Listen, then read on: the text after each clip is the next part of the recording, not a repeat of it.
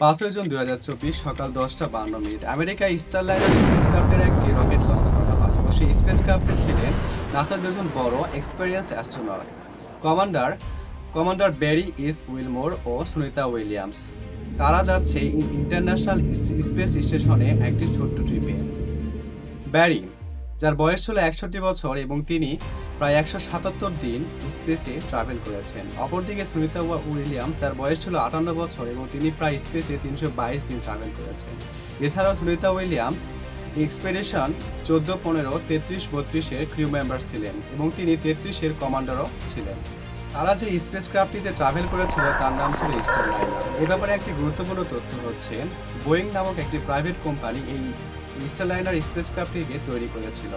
Boeing হচ্ছে সেই company যারা অ্যারোপ্লেন তৈরি করে থাকে এবং যাদের অ্যারোপ্লেন প্রায়শই ক্র্যাশ হওয়ার রেকর্ড পাওয়া যায়। স্পেসক্রাফটটি এখনো ডেভেলপিং পর্যায়ে আছে। এই মিশনটি বোয়িং কোম্পানির জন্য একটি শেষ চেষ্টা ছিল নিজেদেরকে প্রমাণ করার জন্য। এজন্য এই মিশনটির নাম রাখা হয়েছিল ডোয়িং ক্রিউ ফ্লাইট টেস্ট। এটি লঞ্চ হওয়ার প্রায় 27 ঘন্টা পর 1:34 স্পেসক্রাফটটি ইন্টারন্যাশনাল স্পেসক্রাফটের সঙ্গে ডকিং করে এবং এই ডকিংটি সাকসেসফুল হয়। এর প্রায় কিছুক্ষণ পর সুনিতা উইলিয়াম এবং ড্যারি সেই স্পেসক্রাফট থেকে ইন্টারন্যাশনাল স্পেস স্টেশনে শিফট হয় এবং এই সামনে যে আমরা ভিডিওটি দেখতে পাচ্ছি, আমরা বুঝতেই পারছি সুনিতা উইলিয়ামস কতটা এক্সাইটেড ছিলেন। এই সাকসেসফুল ডকিং এর মানে হচ্ছে ডোয়িং দুনিয়ার দ্বিতীয় প্রাইভেট কোম্পানি যেটি হিউম্যান অরবিট স্পেসক্রাফট তৈরি করতে সক্ষম হয়েছে। এর আগে স্পেস এক্স নামক একটি প্রাইভেট কোম্পানি এমন স্পেসক্রাফট তৈরি করতে সক্ষম হয়েছিল। পৃথিবীতে মাত্র 3টি দেশ এই ধরনের স্পেসক্রাফট তৈরি করতে সক্ষম হয়েছে। তারা হচ্ছে রাশিয়া, ইউএসএ ও চায়না। কিন্তু তাদের এই খুশি বেশি দিন স্থায়ী ছিল না। তাদের মিশনটি ছিল মাত্র 8 দিনের এবং 8 দিন পরে এই ন্যাশনাল অ্যাস্ট্রোনটকে পৃথিবীতে ফিরিয়ে আনার কথা ছিল।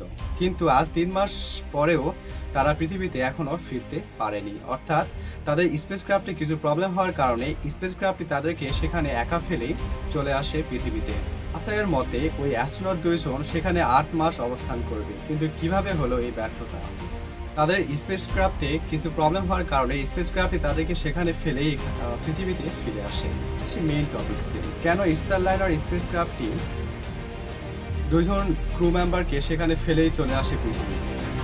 স্টারলাইনার স্পেসক্রাফটটি ছিল একটি অরবিটাল স্পেসক্রাফট এবং এর পুরো নাম ছিল ক্রিউ স্পেস ট্রান্সপোর্টেশন 100 স্টারলাইনার এবং স্পেসএক্সের পর এটি ছিল পৃথিবীর দ্বিতীয় প্রাইভেট কোম্পানি যেটি স্পেসে ট্রাভেল করতে পারে এবং ইন্টারন্যাশনাল স্পেস স্টেশনের থেকে যুক্ত হবে। স্পেসক্রাফট মানে হচ্ছে এটি পৃথিবীর অরবিটে প্রবেশ করতে পারবে এবং সেখানে ট্রাভেল করতে পারবে। স্টারলাইনার স্পেসক্রাফটটির গতি ছিল ঘন্টায় প্রায় 28,000 কিলোমিটার। অন্যান্য কোম্পানির যেগুলো স্পেসক্রাফট থাকে সেগুলো সর্বোচ্চ গতি থাকে প্রায় 7,000 কিলোমিটার পার ঘন্টা। সেজন্য সেগুলো পৃথিবীর এস পর্যন্ত যেতে পারে, তার উপরে তারা যেতে পারে না। একটি স্পেসক্রাফটের সবথেকে গুরুত্বপূর্ণ অংশ হচ্ছে থ্রাস্টার। এটি একটি স্পেসক্রাফটকে উপরে নিচে সামনে পিছনে বা বিভিন্ন দিকে মুভ করতে সাহায্য করে। এই থ্রাস্টারের ত্রুটির কারণে 2 জন ক্রু মেম্বার অর্থাৎ সুনিতা উইলিয়াম এবং ব্যারি উইলমোর তারা স্পেসে আটকে আছে। স্টারলাইনার স্পেসক্রাফটটিকে প্রথমে 6 মে 2024-এ লঞ্চ করা হয়েছিল এবং এটি লঞ্চ হওয়ার প্রায় 5 ঘন্টা আগে সেখানে ফল্টি প্রেসার ভলভের একটি প্রবলেম দেখা দেয়। স্টারলাইনার স্পেসক্রাফটের সঙ্গে যে রকেটটি সংযুক্ত ছিল সেই রকেটের ভলভ খারাপ ছিল, সেজন্য এটিকে ক্যান্সেল করা হয়। এরপরে 1 জুন এটিকে পুনরায় লঞ্চ করার চেষ্টা করা হয় এবং এটি লঞ্চ হওয়ার প্রায় 3 মিনিট 50 সেকেন্ড আগে এটিকে আবার ক্যান্সেল করা হয়। এটিকে কোনো মানুষ নয় বরং কম্পিউটার রিবোটিং সিস্টেম ক্যান্সেল করেছিল, কারণ এতে সামান্য কিছু লিকেজ ছিল। এরপর 5 জুন ফাইনালি এটিকে লঞ্চ করার কথা ভাবা হয় এবং এটি লঞ্চ হওয়ার আগ মুহূর্ত পর্যন্ত নাসা এবং বোয়িং এর বিজ্ঞানীরা অর্থাৎ ইঞ্জিনিয়াররা তারা হিলিয়াম লিকেজকে ম্যানেজ করার জন্য চেষ্টা করছিল। হিলিয়াম একটি মেইন গ্যাস যার জন্য প্রোপেলেন্ট সিস্টেম চলে, আর এই প্রোপেলেন্ট সিস্টেমের জন্য থ্রাস্টারে ফায়ারিং হয়।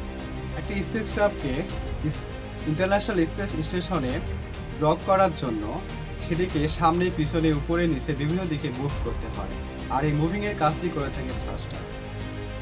আর এই থ্রাস্টারকে চালানোর জন্য হিলিয়াম গ্যাস অপরিহার্য। এদিকে নাসা এবং বোয়িং এর ইঞ্জিনিয়াররা তারা হিলিয়াম লিককে সাধারণত ডিফেক্টিভ সেল হিসেবে ধরে এবং তারা এটিকে ম্যানেজেবল ইস্যু হিসেবে গণ্য করে। এরপর ফাইনালি এটিকে লঞ্চ করা হয় এবং লঞ্চের 2 ঘন্টা পর সেখানে 3টি লিকেজ নোটিস করা হয়। এরপর যখন স্পেসক্রাফটটি ইন্টারন্যাশনাল স্পেস স্টেশনের সঙ্গে ডকিং হচ্ছিল তখন আরেকটি লিকেজ নোটিস করা হয়।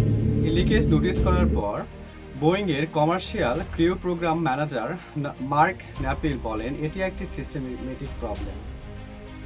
ডকিং এর আগ মুহূর্তে সুনিতা এবং ড্যারি বুঝতে পারেন যে স্টারলাইনার এর 28টি থ্রাস্টারের মধ্যে 5টি থ্রাস্টার কাজ করা বন্ধ করেছে। তখন বাধ্য হয় ড্যারিকে এর ম্যানুয়াল কন্ট্রোল হাতে নিতে হবে। এ ব্যাপারে নাসার কমার্শিয়াল ক্রিউ প্রোগ্রাম ম্যানেজার বলেন এটি একটি ডাটা ইস্যু, এতে হার্ডওয়্যারের কোনো প্রবলেম নেই। এরপর সিদ্ধান্ত নেওয়া হয় যে এতগুলো সমস্যা আমাদের সামনে দৃশ্যমান, এরপরেও থ্রাস্টারগুলো কাজ করছে না। এজন্য নাসা ও বোয়িং একত্রে একটি হট ফায়ার টেস্ট করে থ্রাস্টারগুলোকে চেক করার জন্য। টেস্টের পরে তারা লক্ষ্য করেন যে থ্রাস্টারগুলো ওভারহিট করছে। ওভারহিট করার জন্য এগুলো ঠিকমতো কাজ করছে না। ক্যাপসুলের ম্যানুয়াল সিস্টেমে ডাইরেক্ট সানলাইট করার জন্য এমনটি হচ্ছে। তারপর যখন তারা এই প্রবলেমগুলোকে সলভ করে এবং সেটিকে আবার চেক করে তখন সেটি নর্মালি অপারেট করা যায়। তবুও ইঞ্জিনিয়াররা এর উপর ভরসা না রেখে সুনিতা উইলিয়াম এবং ড্যারি উইলমোরকে স্পেস স্টেশনে রাখার সিদ্ধান্ত নেয়। তারা সেখানে 9 মাস অবস্থান করবে এবং 2025 সালের ফেব্রুয়ারিতে তাদেরকে স্পেস এক্সের একটি স্পেসক্রাফট সেখান থেকে রেস্কিউ করবে। যদিও তারা ওখানে নিরাপদ আছে, ওখানে রিসার্চ করছে অন্যান্য ক্রু মেম্বারদের সাথে যারা এক্সপেডিশন 71 এর ক্রু মেম্বার।